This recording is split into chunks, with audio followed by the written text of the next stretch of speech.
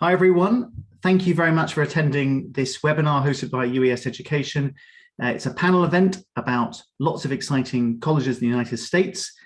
It's aimed at everyone, students, parents, teachers, independent university counselors, and it's really just a chance for you to find out a bit more about some other colleges and also to learn a bit more about what colleges are looking for.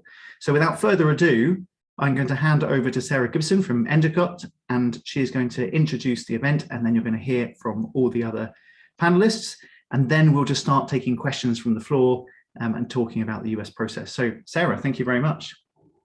Wonderful. Thank you so much. So thank you all for being here. We have heard rumors that it is a gorgeous day there in the UK. So thank you for sitting in front of your computers. Hopefully you have a chance to do that outside. But my name is Sarah Gibson. I am the Associate Director of International Admission at Endicott College in Beverly, Massachusetts. And this is the US Colleges panel presentation. We'll just be going through really quickly, giving you a brief overview of each of our schools, about 1 to 2 minutes each, and then we'll jump right into the panel. So Teresa, next slide, please. All right, so this is where we are all located in the US. If you have been to the US before, awesome. If you haven't, this will just give you a little bit of geography in terms of where we're all located. And we can jump right into the next slide. So I'll start by talking a little bit about Endicott College, which is located again in Beverly, Massachusetts. This is our fantastic campus right on the Atlantic Ocean, so right across the pond from you. Go to the next slide there. So we are in a fantastic location just about 20 miles north of Boston. We have 3 private beaches. Yes, 3 private beaches on our campus. Just about 3,000 undergraduate students from 38 countries, 30 different states. The majority of our students, 93%, live on campus all 4 years, and the majority of our students are staying on campus on the weekends. So you really are going to get to know the students here. This is not a suitcase school where students pick up their bags, go home to mom and dad on the weekends. Very much a place that students want to spend their time because, hey, 3 private beaches, not a bad thing. But Teresa, we can go to the next one.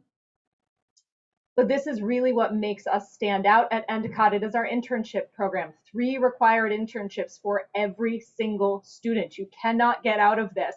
A lot of schools offer internships, but we require every single student to complete a minimum of 3 internships before they graduate, 2 3-week-long internships, and then a semester-long internship their senior year.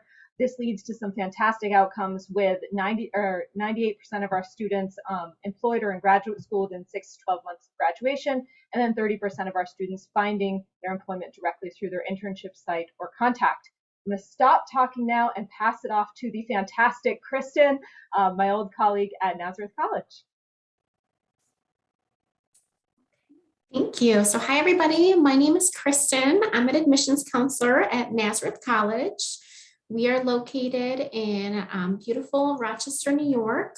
I always say we have the best of both worlds here because we have tons of gorgeous nature. We're located in a beautiful little town, but then we have all the benefits of a mid-sized city here in Rochester as well. So tons of restaurants, museums, concerts, and shopping available to our students.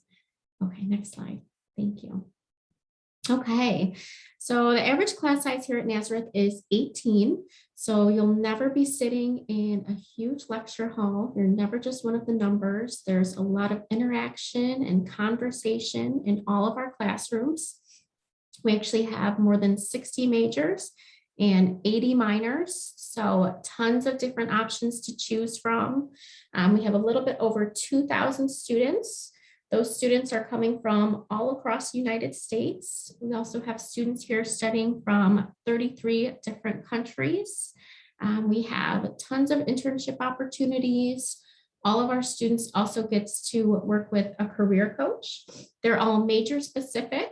You work with them all 4 years of being at Nazareth. They'll help you with things like internships, interview tips, how to apply to graduate school. We also have some really great facilities here at Nazareth. In our Math and Science Center, the laboratories in that building were actually rated top 20 in the nation by the Princeton Review. We actually have a brand new music performance hall just opened 2 years ago. 550 seats, and it's actually acoustically perfect in that building. And we also have a brand new athletic facility, indoor courts, indoor track, all brand new fitness equipment. And that is completely accessible for all of our students and community members. That's my presentation. Thank you all so much for coming today and listening.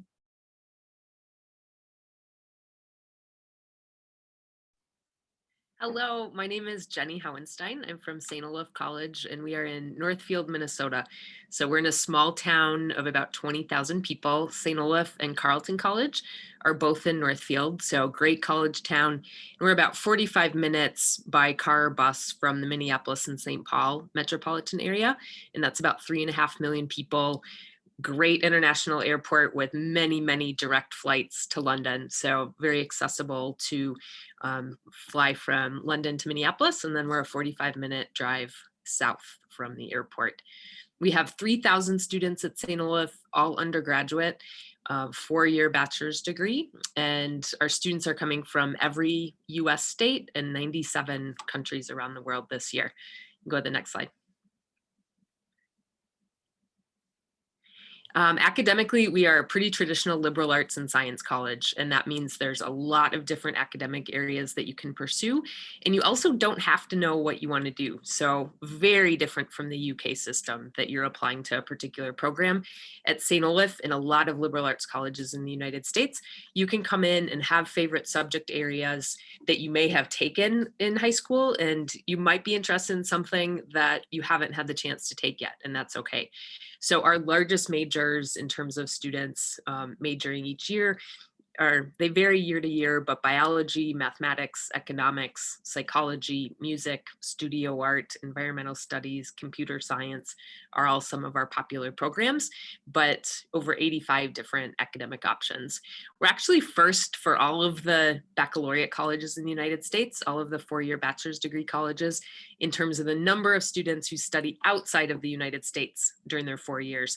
So even though you might be considering the United States as a study abroad opportunity for you, it's very common, including our international students, that they want to have other international experiences during their 4 years, and you definitely would have that at St. Olaf.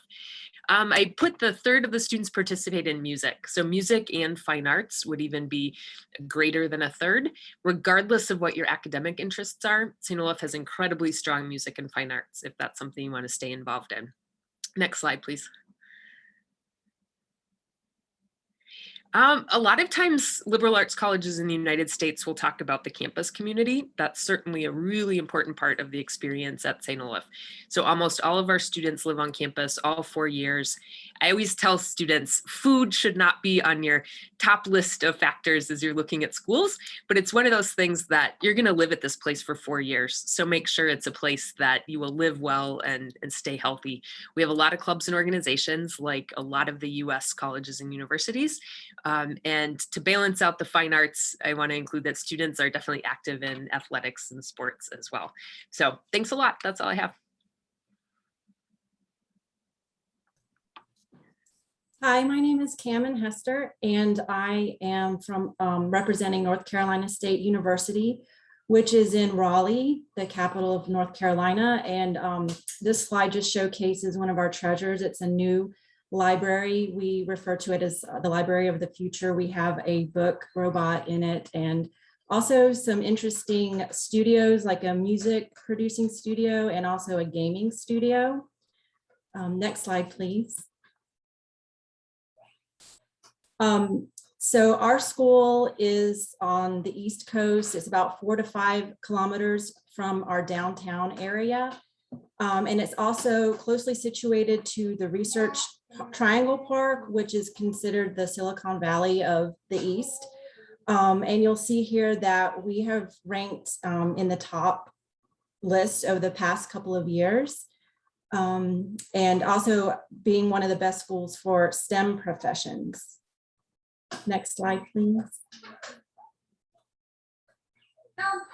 These are just some of our more rankings about how our graduates are hired. We're number 13 hired by the top 25 companies in Silicon Valley. Some of the companies that hire are Amazon, Cisco, IBM, and SAS, to name a few. But we also have a lot of startups and spinoffs.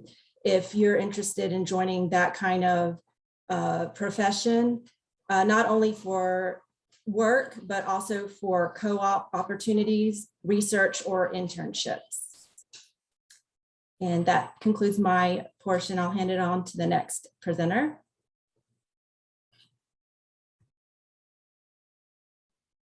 Hi, everyone. My name is Teresa Howlad. I'm an international admission counselor at Gonzaga University. Gonzaga is located in the northwest corner of the United States. So we're moving from southeast to northwest, and we're located in a city called Spokane, which is in eastern Washington. Gonzaga is a medium-sized private liberal arts Catholic university in the Jesuit tradition, and we welcome students from all faith backgrounds. We have just over 5,300 undergraduate students and who come from almost all 50 states and about 40 countries. We offer over 75 academic programs in 5 colleges, and all students who enroll in undergraduate programs at Gonzaga are required to take a core set of classes across disciplines. So you're going to get a really broad range, broad background in humanities, arts, and sciences, in addition to diving deep into your field.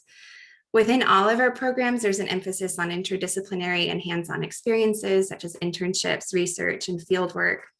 And we're ranked in the top 20% among national universities. We have a 92% of students continue after their first year, and then they're also successful after they graduate with a 91% success rate over the past 3 years. Our students tend to be very involved. As a community, we contribute nearly 150,000 hours of community service, and social justice issues are at the forefront of our classes. Additionally, our students participate in 130 clubs and organizations on campus, and about 63% of our student body studies abroad. There are many different resources available on campus to support our students. Unity Multicultural Education Center and Lincoln LGBTQ+ Resource Center, and then some special programs that help support students in their transition to college life. And I'm going to pass it on to my colleague Lisa at NYU now. Thank you so much.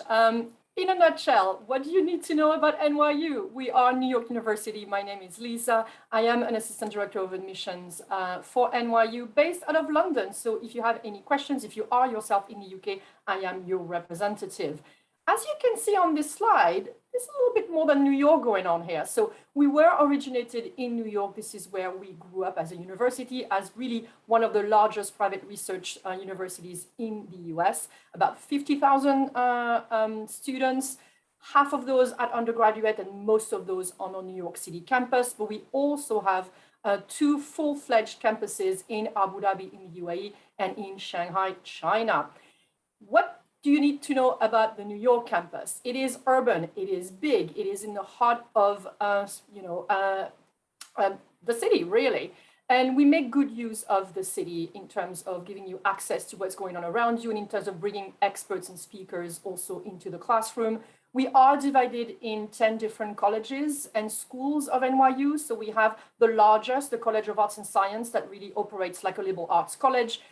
We also have some schools that you may have heard of, including Stern, our School of Business, Tisch, our School of the Arts, and a few others such as Steinhardt. We have also our School of Public Policy, and just to name my final favorite one, which is Gallatin, our School of Individualized Studies, very unique in the sense that it allows you to create your own major. So across all of our 3 campuses, you can take up to 300 areas of study, so quite a lot for you to choose from. What is unique about our Abu Dhabi campus? We just turned 10 last year, fairly new, much smaller campus. You can see it behind me. Trust me, even though it's hot in London today, I'm not under palm trees. This is NYU Abu Dhabi.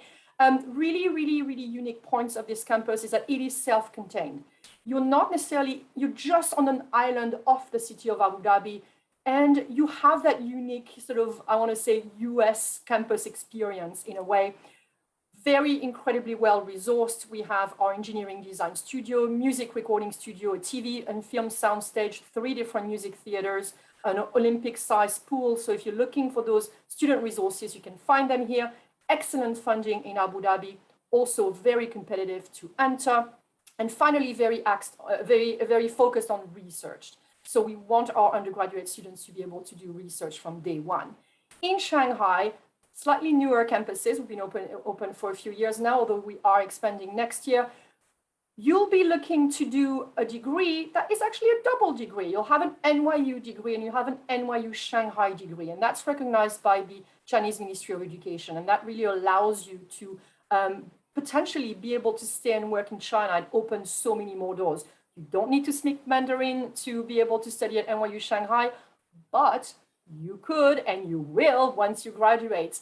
Half the student body is international, half the student body is Chinese. So very different offerings, but really part of the NYU portfolio. Next slide, please. I'm trying to go as fast as I can.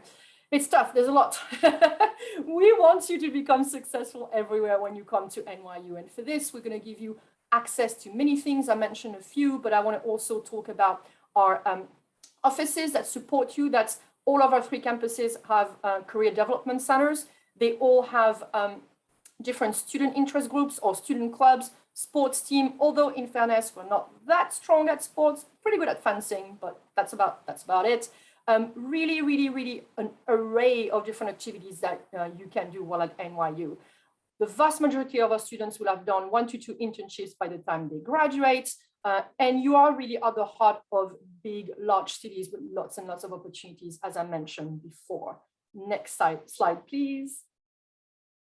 I have to get back into it. First event of the year. Okay, so this final slide is, who are we looking for at NYU? What type of student are we looking for? We really want students, and I think it's pretty obvious from the first 2 slides, who are open to the world around them. They are looking to be challenged by other people's opinions and maybe to challenge their own and maybe to challenge others in a constructive way. So we are looking for this sort of very mutual communities.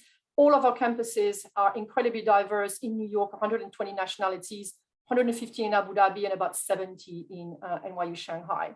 We are also looking for students who have challenged themselves academically and can bring that to the classroom with them. We want them to engage in the classroom with our faculty members, and we want them to be generally proactive in the world.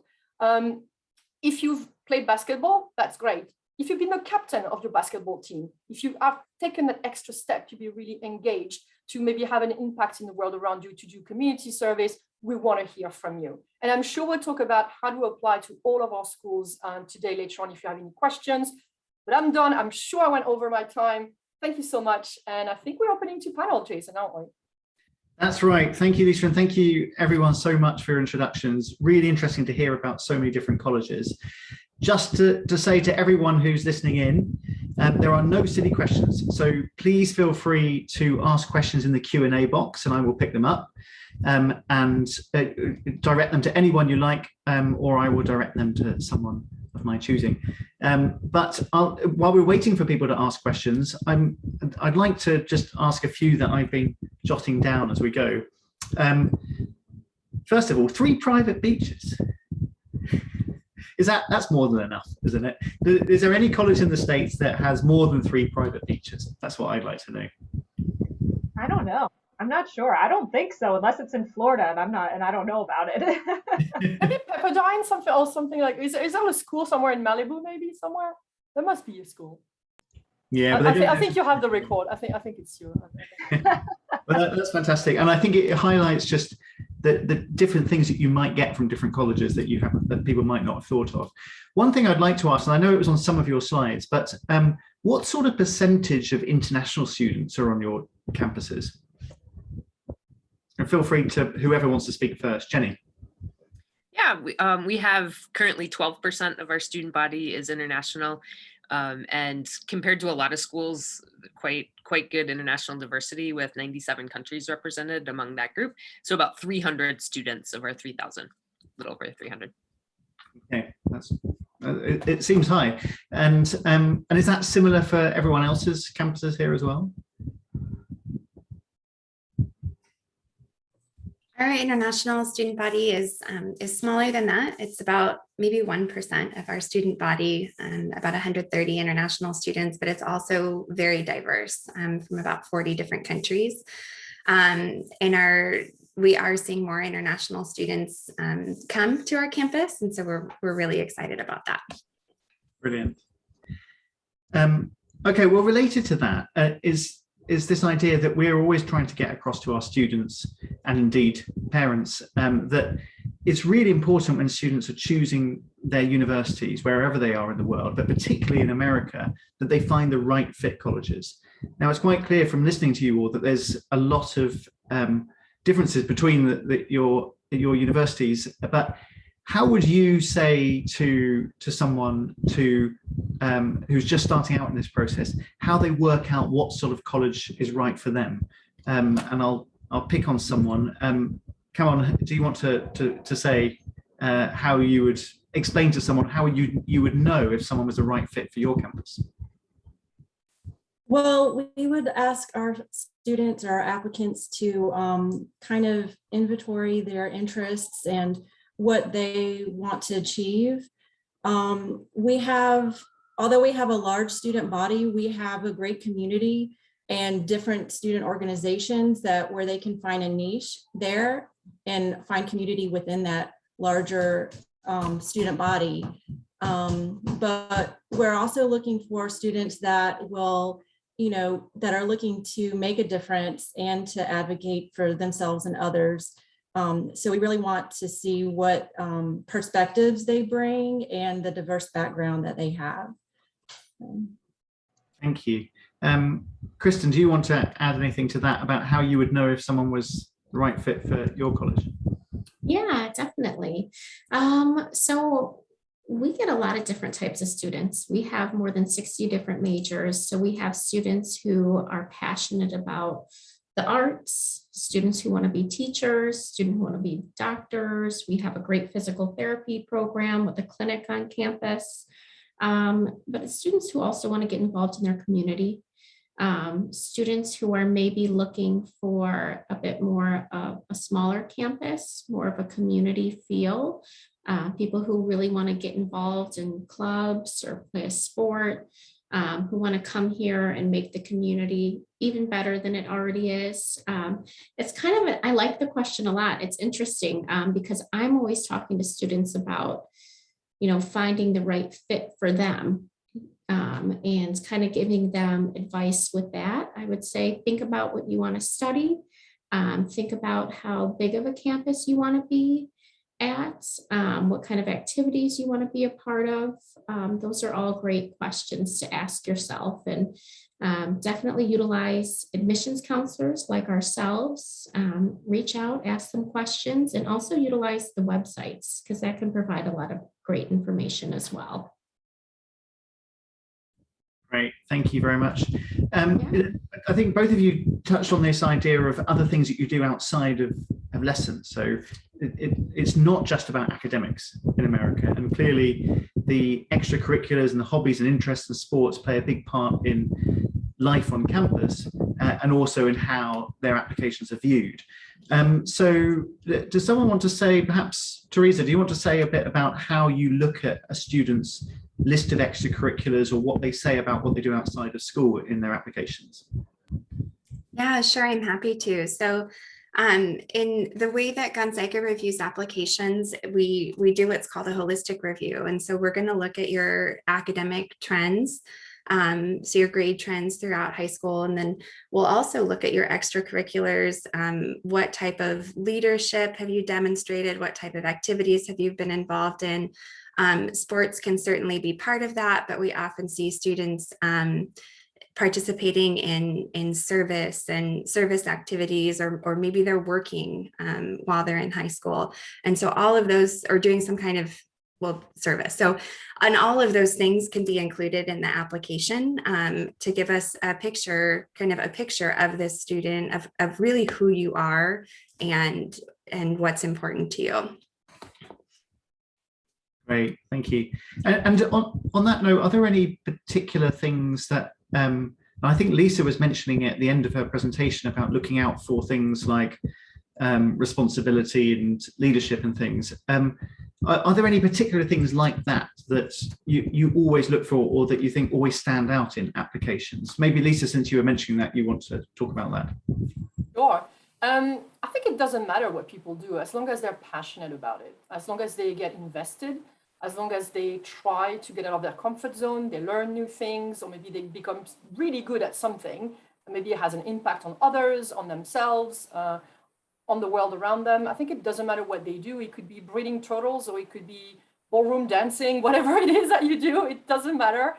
Don't feel like you have to do something very specific to match what a school wants to hear. Just be yourself, just enjoy life.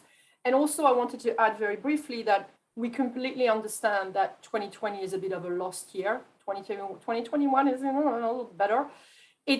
We understand that, your extracurricular activities section might be a little different than what you might have expected to be able to put in your application. Maybe you had plenty of ideas, clubs you wanted to join, competitions, internships, and it didn't happen just because of the pandemic. And we are very aware of that. And don't worry, it's not just you. It's pretty much every applicant across the board. So again, while the extracurriculars are really important to give us a sense of fit, we completely understand the situation that you guys are in, and we can relate with you. Don't worry.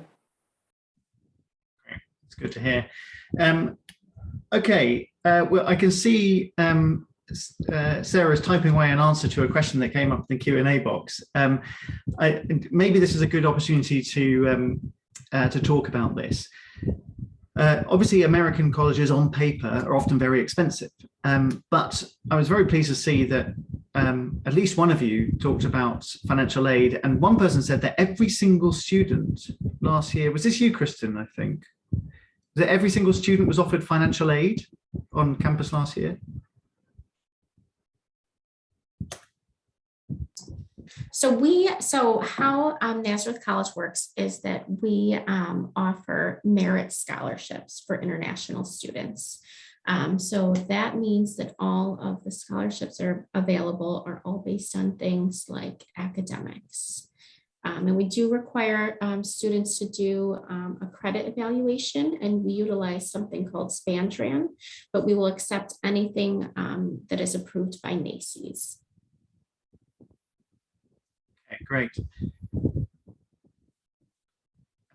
Okay, and is this with the other universities here? Are there lots of opportunities for international students with regards to either merit scholarships or means tested aid? Jenny, you're nodding away. Do you want to say? Yes, definitely. We have merit scholarships. You don't have to submit additional application. We just use everything that you've submitted for your application for admission.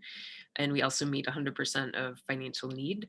So depending on the financial need that your family has, your financial aid package will meet the need that you have through grants and scholarships and optional loan, and then campus jobs. Most of our students work on campus, and that's the case at a lot of schools in the US. It's a great opportunity. And then we also have scholarships for all of the areas of fine arts. So if you're someone who wants to continue with music, theater, studio art, or dance, you can apply or audition for those as well. And those are all available for both US students as well as students around the world. Most all of our international students are getting very significant financial aid.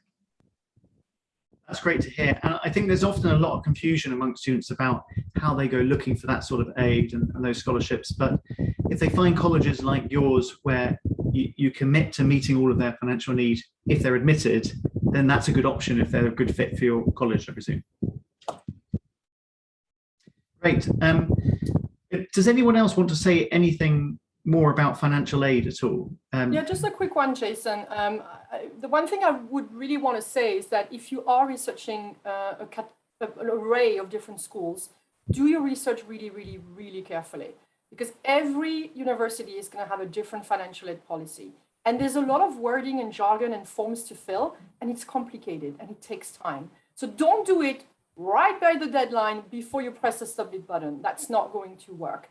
Be very careful that you understand the difference between meeting full need and not meeting full need, between merit and needs-based, between need aware, need blind. There's a lot of vocabulary and conversations around financial aid in the US, and it's very important that you know what you're applying to, and that you know that maybe you have to fill something like the CSS profile, and that takes a lot of time, and that requires a lot of information. So I would say if financial aid is a concern, do your research I like spreadsheets. I like Google Sheets. Just create a spreadsheet, have all the names, have all the links, have all the deadlines, and know and really plan your financial aid in that way. There are also external sources that you could look into, but really start by going to all of the college's websites to make sure that you really know how much this could cost and what would be also your expected contribution and what kind of aid could you get. So that would be my recommendation as well.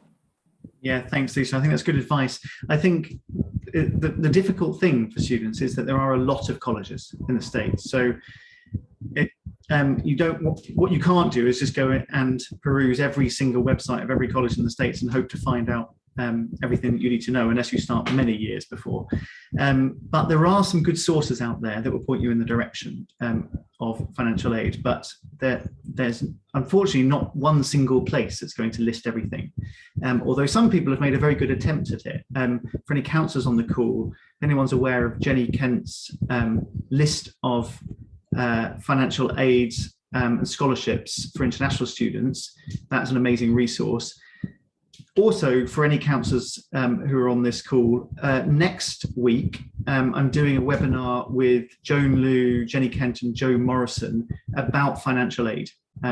It's proving to be probably our most popular webinar ever, which I think is very telling. It's not for students or parents, that webinar. It's meant for counsellors and how to advise students on that. And I'm just putting the link in the chat now for any counsellors who want to join that. But Joan Liu in particular is probably the most knowledgeable person in the entire world. I can see lots of people giving thumbs up. She's also an amazing person.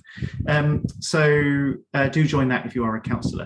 But if you do want advice about scholarships or financial aid, you're welcome to drop us an email afterwards. I'll give our email address and we can always try and point you in the right direction. Okay, let's talk academics then. I've got a couple of questions here about the required A-level grades, GCSE grades, GPAs. One thing I want to explain first of all is that you shouldn't worry too much about GPA, because everyone's application is going to be taken in context. Just list your actual grades, GCSEs and A-levels, and the college will work out where you stand academically. So you don't have to go and decide what your GPA is, because they probably won't believe you anyway. So I'm glad everyone's nodding there. But one of the questions here is, could the panelists please give us an idea of what A-level grades they are expecting from applicants? Difficult question, but maybe someone who hasn't spoken for a while, come on, do you want to explain how you assess people's A-levels and GCSEs? Sure. So we're looking for, in your context, what are B's and A's? So maybe in GCSEs, 4s or above. Higher than that if you are looking for an engineering major, since it can be very competitive to get into that college. For A levels, again, we're looking for A's and B's, but you don't need to rule yourself out if you have a C in something. That's perfectly fine. Again, academics are important, but we are also reviewing the application holistically. So we're looking at a multitude of other things as well. So don't count yourself out if you have, some C's on your transcripts. Great, thank you. That's nice to know.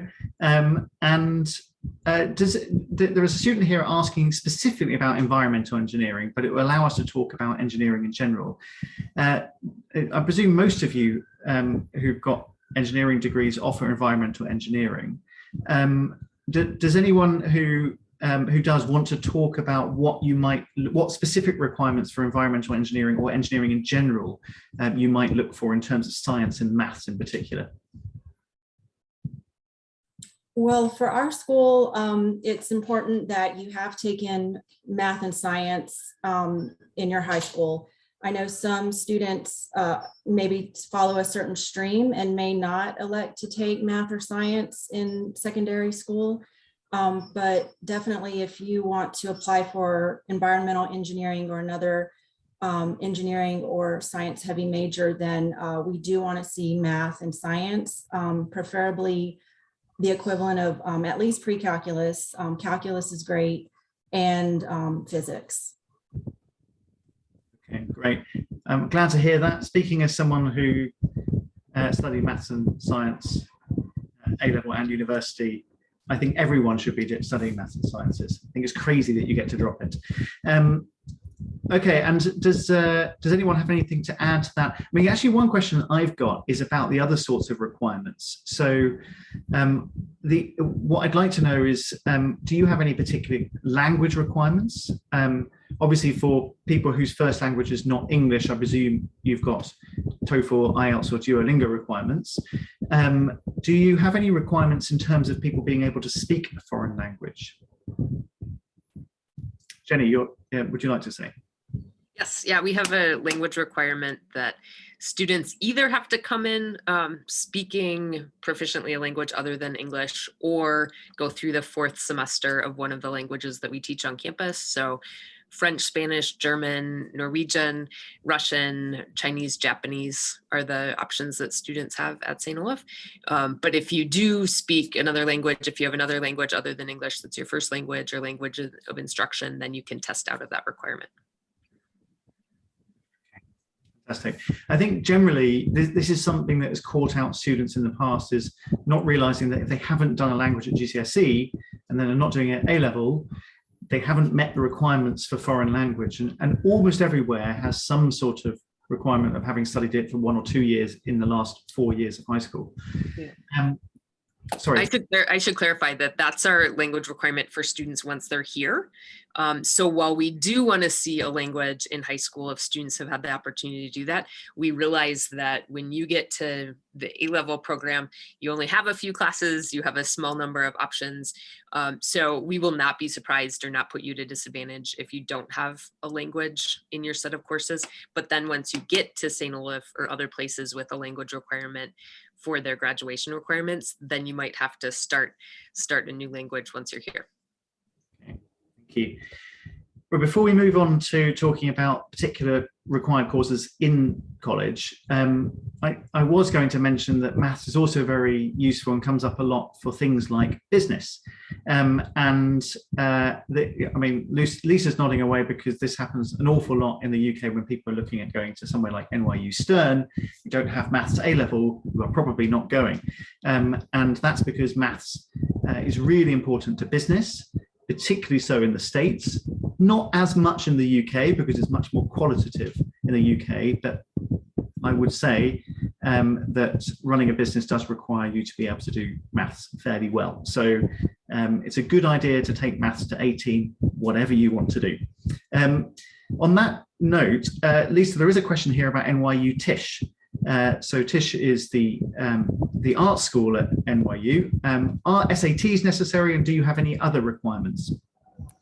Well, I'm pretty sure this is going to open up a conversation about testing in a minute. So, I'll pass that baby back to you in a second. But in terms of Tisch, not particularly. In general, Tisch has been test optional for quite a long time. NYU as a whole has been test flexible for quite a long time, meaning that you can apply with the SAT, the ACT, or a wide range of different national curriculums and exams, and that includes the IB, the A-level, the French bac, and so on. So if you are doing the A-level, if you are doing the IB, in any case, you could apply to NYU with your predictions or your final results if you've graduated, and you don't have to take a form of standardized testing, regardless of which program or school of NYU you're applying to. The thing with Tisch particularly is that I would recommend applying early, and generally we recommend applying at least a month before the deadline that you've chosen, because you'll have to submit an artistic portfolio of some kind, and that could be an audition, it could be a portfolio for film and TV, and so on. So that takes some time to put together, to make sure that it's uploaded correctly, for us to be able to review it and to engage you within that conversation, to book the auditions if you're going maybe for drama, or for music program or for performance studies. So this might take a little bit of time. So if you were applying to Tisch, really, really think about applying early. And something that I want to mention briefly as well, because there's a lot of people interested in the UK to do the film and TV program at Tisch. For some reason it's super popular. You don't necessarily need to be Spielberg You don't need to be the next Martin Scorsese or Spike Lee, meaning you don't have in your artistic portfolio to produce a high-level movie or a huge amount of videos. You don't have to have the best camera in the world. It's okay. What you need to have is a voice, is a vision, is a view on the world, because what they want to see when you produce your portfolio is what do you have to say about something that's new, fresh, and different, and that's yours and unique. And I'm sure that applies for many of my colleagues here, that what they want to see in their artistic student is their own voice. So don't worry too much about the technical aspect. We can teach you that. Worry more about why you're doing this and how you're going to share your voice within your audition, within your application to the School of the Arts.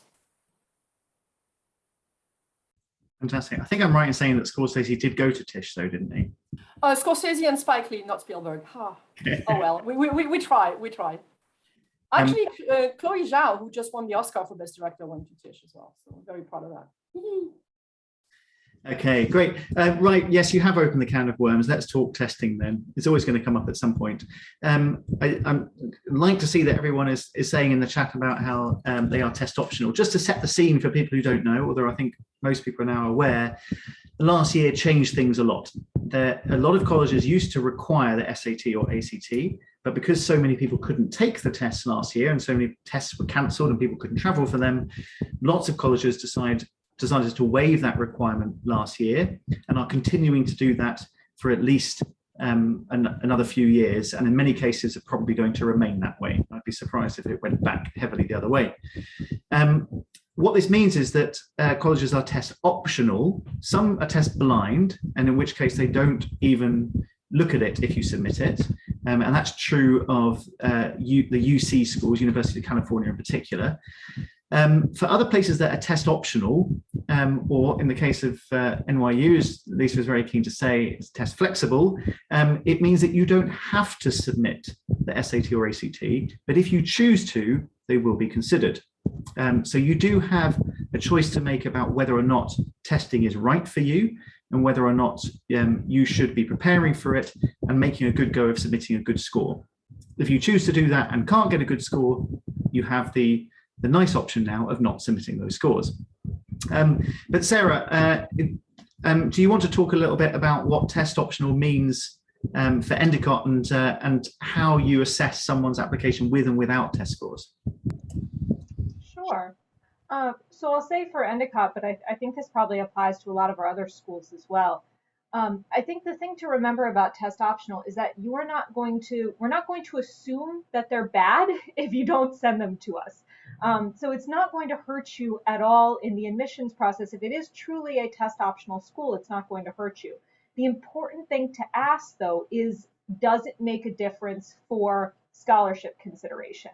There are some schools that'll say we're test optional, but in order to be considered for all the scholarships we offer, you have to submit test scores. That's not the case for us. I'm sure it's not the case for some other schools that are on this call today, but it is the case for some institutions. So that's a really important question to ask when you're doing this whole process. So, yeah.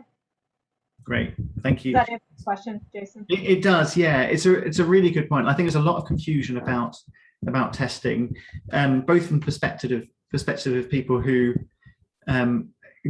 assume what you think, Sarah, that is if you don't submit the scores, they must be bad, and we're keen to tell people that's not the case. But equally from people who think, well, it doesn't matter at all then, so I won't bother doing them.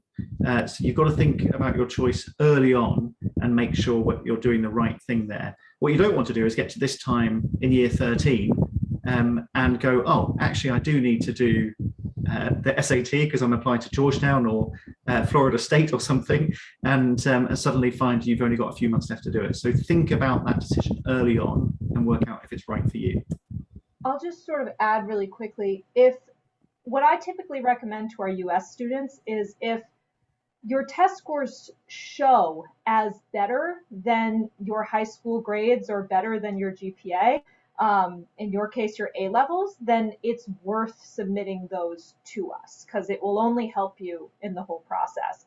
If they show as maybe not as good, I mean, it seems obvious, but it's not going to help you. So just leave them out.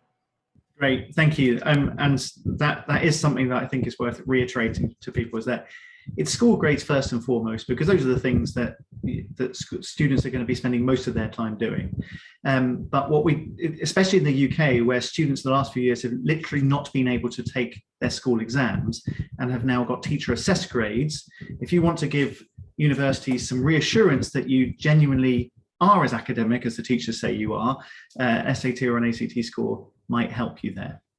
But if they're lower than your school grades, it's probably not going to be a great idea. Great. Okay, if anyone's got any further questions about testing, feel free to put them in. Just to dispel any myths, there are no longer any subject tests, so please no questions about that. I just wanted to add one more thing. I'm sorry. So it is optional for North Carolina State as well, but if you do want them considered, they do have to be sent electronically from the testing organization, like College Board. And then another good way to, determine if you have a good score or not is maybe to do some research on the colleges that you want to attend and go back and see if they have first year facts or profile of their incoming class to, kind of get a comparison.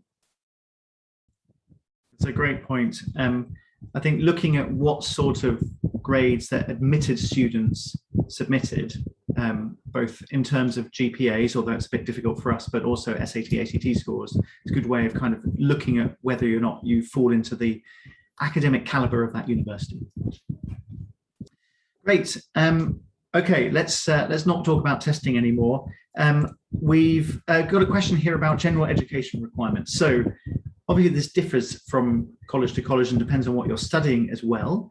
But does anyone want to kind of summarize, maybe you, Kristin, do you want to summarize a little bit about what the required courses are once you get to university, depending on what you're studying perhaps?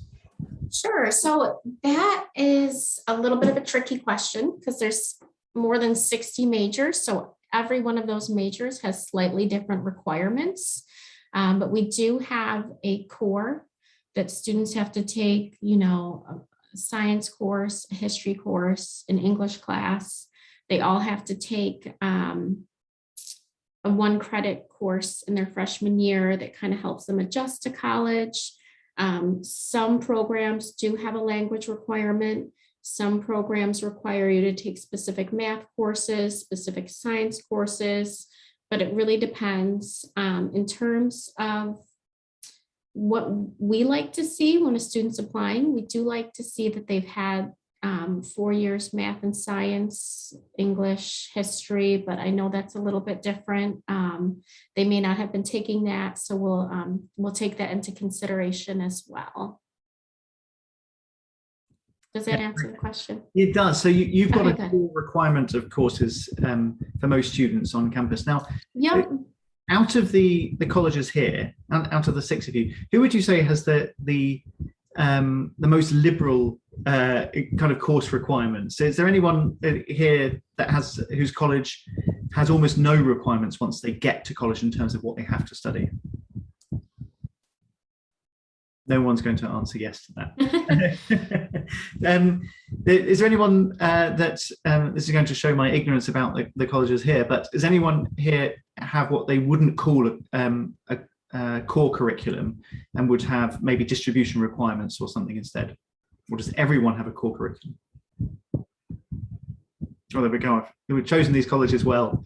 Okay. Well, for the benefit of the people listening, there are colleges out there that don't have a core curriculum and might have just distribution requirements where you have to hit certain things from different areas. And then there are some colleges that are famously very liberal, places like Brown, for instance, where you have almost free reign entirely over what you choose. And it's very important, I think, as a student to work out what kind of system suits you. So if there are things you really, really, really want to study, then go to places where you can study that. And equally, if there are places that you really, or things that you really, really, really don't want to study, make sure that you are not going to be studying them when you go there. Lisa, you have your hand up. Very quick one about core curriculums, because that can really be scary, especially for A-level takers who may have specialized and maybe they've dropped math or they've dropped English or literature, and suddenly they have to take classes as part of the core in all of those topics, because the core is this, it's multidisciplinary, isn't it? It's about humanities and science and math and English, and you have to take classes across the board. It's good. It's good for you. It's fantastic for your career. All the jobs that you're going to get in your life are going to be multi-skills, multidisciplinary. There's no job right now that's just science. I mean, there's a few, maybe in a lab, but outside of that, you need to have a variety of skills. So really think of the core as something that's going to prepare you for the future. I know a lot of people are a bit afraid of it, but I think it's fantastic, frankly. I completely agree. I think people should go to university because they love learning and should open their minds to lots of different subjects, whether or not you happen to be good at it. This is normally the point at which I go on a rant about my university and how they didn't let me study what I wanted to, but I won't do that today.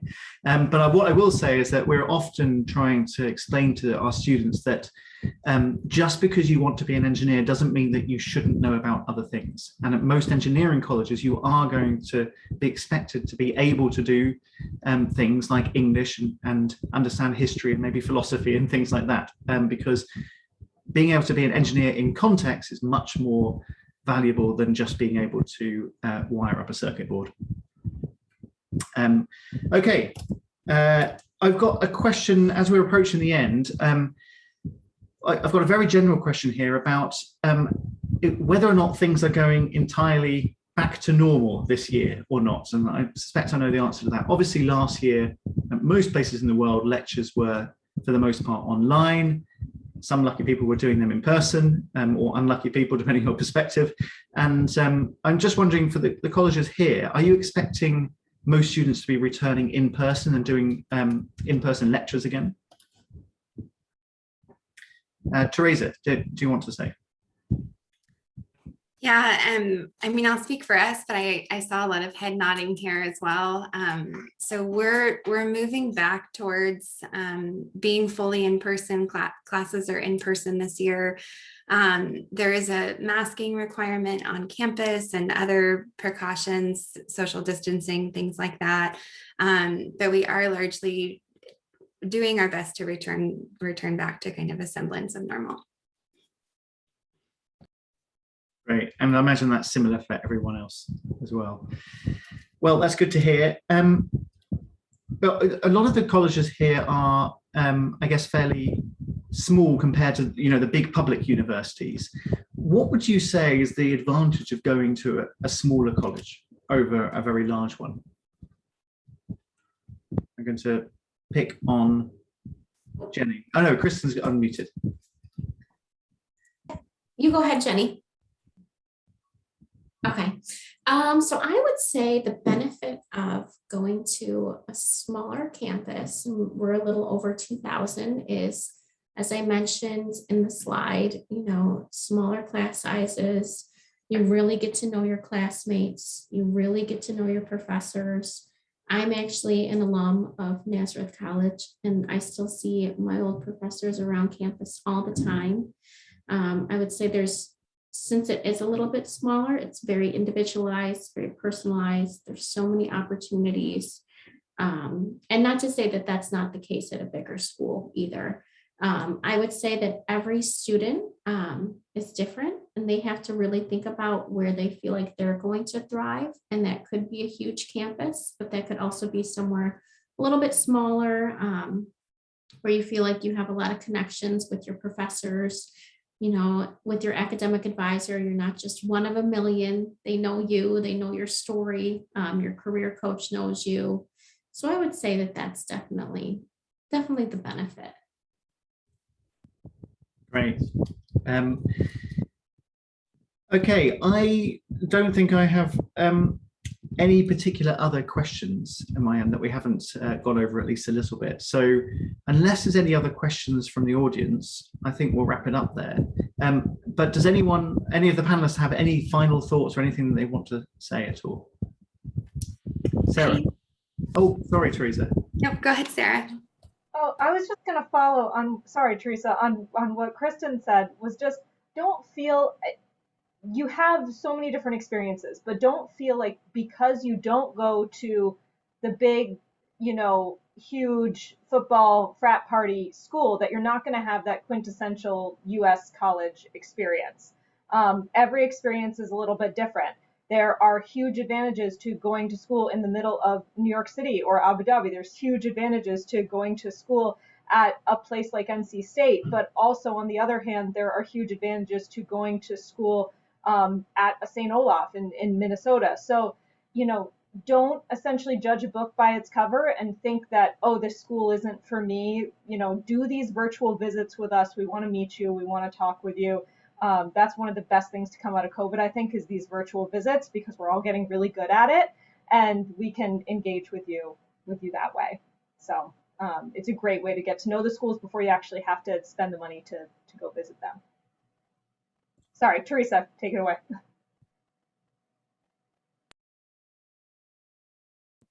Sorry, I was just going to say thank you for attending. We've put our information up on the screen that we're sharing. Feel free to take a screenshot and reach out if you have any questions. Right, and I just want to finish off by saying thank you very much as well. And it's been a pleasure hearing about so many universities, some of which are new to me as well. And I think it's really important for students and parents and teachers to find out about as many different colleges as possible and work out all the wonderful opportunities that are in the US and elsewhere.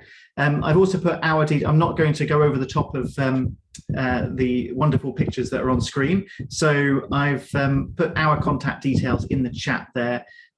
We can help people with any advice or support that they need.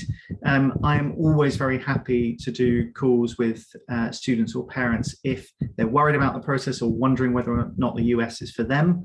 That is pretty much what I like to talk about all day, every day. So please feel free to get in touch. And anyone who's given permission, we will pass your details on to the panelists, and of course you've got their contact details, so you can always drop them. One thing I would say is that admissions officers tend to be very, very nice people. I don't think I've ever met a nasty one. So if you've ever got any questions about colleges or wondering if it's right for you, don't hesitate to get in touch with admissions officers, because you can see everyone nodding here. They will be very willing to help you. So my parting statement is, please be communicative and get in touch with anyone who's willing to help you. Great, well, I'm going to stop recording there and just say thank you again, and looking forward to seeing everyone again soon.